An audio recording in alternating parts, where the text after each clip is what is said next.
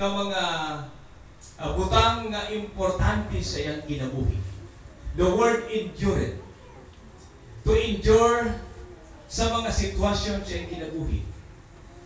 Upat ka tuig, dili sa yun. Sa kolehiyo. And then, yes, of course, looks like a ladder.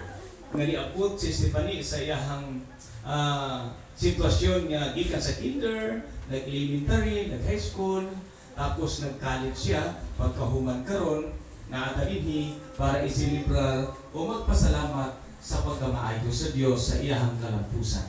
Amen. So, usa kini sa mga real nga ebidensya nga atong nakita nga ang Dios nagapamuhat sa kinabuhi ni Stephanie and yes, of course, sa pamilya Puscablo.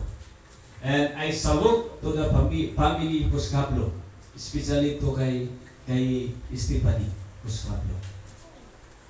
Ang akong pagsaludo naa sa pamilyang Puscablo.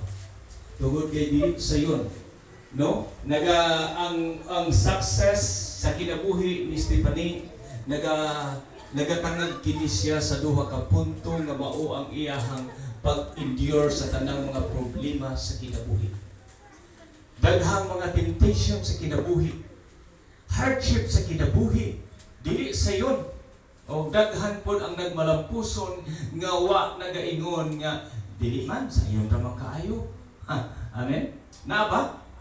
Tanan nga mga maestra, tanan mga engineer, doktor, tanan nga nagmalampuson, wa kay masulti, wa kay madunggan nga sulti gikan kani ako sa iyo kaayo, no?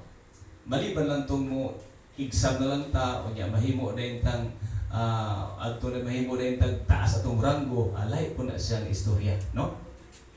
Kaya sa una nag-take me og kaning kuan sa ALS, no? Dili man alsa, alsa pa ubos kay wa man